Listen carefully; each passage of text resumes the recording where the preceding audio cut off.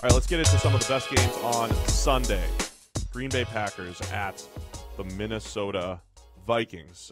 Both teams coming off of tough losses. Green Bay Packers losing to the Seattle Seahawks last Thursday night. The Vikings losing to the Chicago Bears. I mean, we're pretty much in must-win territory for both teams here if they're going to keep playoff hopes alive. And we talked about the Packers maybe punting their playoff hopes on 4th and 2 with that Thursday game with about 4 minutes left.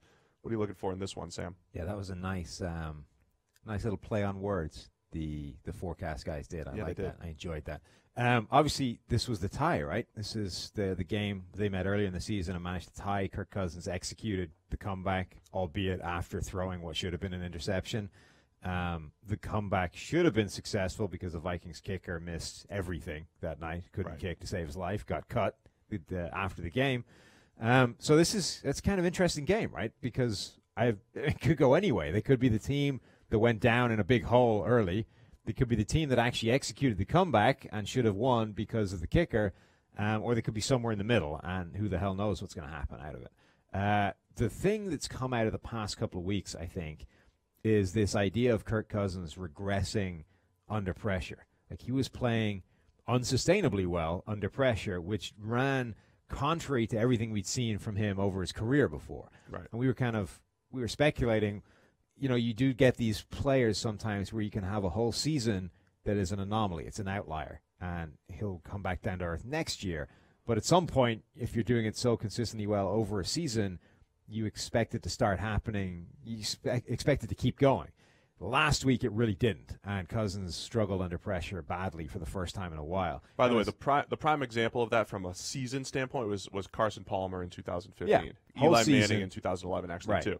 Guys who, for their whole career, you're like, bad under pressure, struggled under pressure, and then for 1 year, just incredible under pressure. Yeah. To this point, Cousins has taken a career trend of bad, turned it into one of the best in the NFL, and again, the risk there when you're using this in your analysis is that it is very difficult to sustain. Yeah, now he's still top 5 in terms of passer rating under pressure for the season, with a passer rating of 86 under pressure, which sounds terrible in this world now of passer ratings over 110 and all this kind of stuff. But under pressure, that's a pretty insane number. Like, the passer rating typically drops like 30, 35 points. We should actually rerun those numbers this year with the crazy explosion in passing. Further now. See what that is now. But if you look at it, say, versus just last week that passer rating was 47. So last week took a real hammer to his numbers under pressure. No touchdowns, an interception under pressure, completed 43% of his passes. Last week was bad. Obviously, that's a really good defensive front. Khalil Mack, Akeem Hicks, they destroyed the Vikings' offensive line. But that's the concern. He has been under pressure a ton this season, and actually last week wasn't under pressure any more than his season average. A little bit more, 42% last week, 40% overall. So it's right in the same ballpark. It's not like he was under pressure a ton more against the Bears. It just, he didn't work the same way. He didn't function under that pressure. So for the Packers, I think the key to this game is how much pressure can we put Kirk Cousins under, and let's see if the wheels have started to fall off that wagon. And for perspective, in the first game, they put him under pressure 17 out of 52 dropbacks. Right, not a huge amount. He was 8 for 13 for 140 and a touchdown, a 123.9 passer rating. Now, again, just from normal analysis, you would say if they do that again, if Kirk Cousins has 13 more attempts under pressure in this game against the Packers, it's a very slim chance that he's got a 123.9 passer rating. So you still want to try to get that pressure because from a clean pocket, he tore him up last time. Yeah. But it was interesting. The whole Cousins had a chance to completely change the narrative because he went from game-ending interception to leading a pretty impressive comeback, thanks to the that terrible roughing the passer call. Yeah. The other interesting thing about this game is that last time they played, Donnell Hunter did not have a great game. Yeah. But this time, I think he might have more joy going up against Brian Bulaga, who's been playing at right tackle. He hasn't been playing particularly well this season. He's had some good games in there, but that just feels like a matchup that Donnell Hunter can actually get the better of over the course of the season. Yep. If he's already had one game where he didn't, I would expect that to swing back the other way this time. Aaron Rodgers this was week 2 when he was playing with one leg, getting rid of the ball extremely quickly. Now he's got his mobility back. We'll make a few more plays outside the pocket. We'll see if Anthony Barr can track him down and hurt him. Is Anthony Barr playing? Oh, shoot, he's been banged up. I was more just referencing last year. I was more just referencing last year's, Anthony Barr injuring Aaron Rodgers. So it's a different Aaron Rodgers too from what they've. What they were playing. Barr says he will play against the Packers after missing. You have to play. Missing some time. Rodgers having one of the more fascinating seasons because 43 throwaways. What's the record again?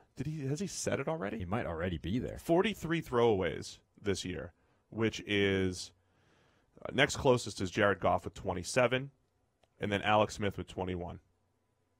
That's incredible how many throwaways he has. Yeah, but he's only got 3 turnover-worthy throws. He's got a few turnover-worthy fumbles. That's a kind of a thing, too. Fumbles aren't always the quarterback's fault, so to speak. There are some bad fumbles in there for Rodgers, but only 3 turnover-worthy throws. That's by far the best percentage per attempt in the league, under 1%, and he only has 1 interception. So 19 touchdowns, 1 interception.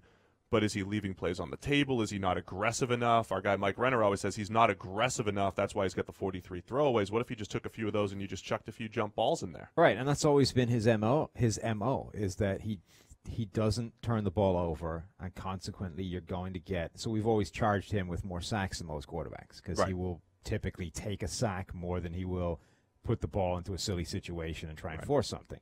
So, yeah, I mean, I think that's what you get with Aaron Rodgers. It's this mix of he's not going to make that mistake, but he's not going to be as aggressive as some other quarterbacks. And sometimes you need that. I mean, that's what we talked about with Kirk Cousins before.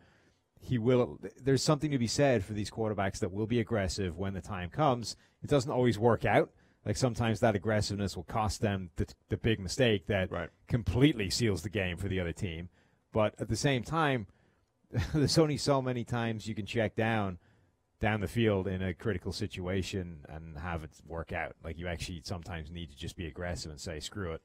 Let's give somebody a chance to make a play. And it's also the point of the season where Aaron Rodgers should probably just say, screw it, go make some plays. Right.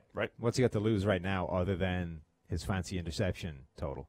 If you are a Packers fan, I'd like to hear from Packers fans. Are you rooting for disaster the rest of the year because a lot of Packers fans aren't believing in Mike McCarthy, or are you rooting for another playoff run, win out, playoff run, and see what happens?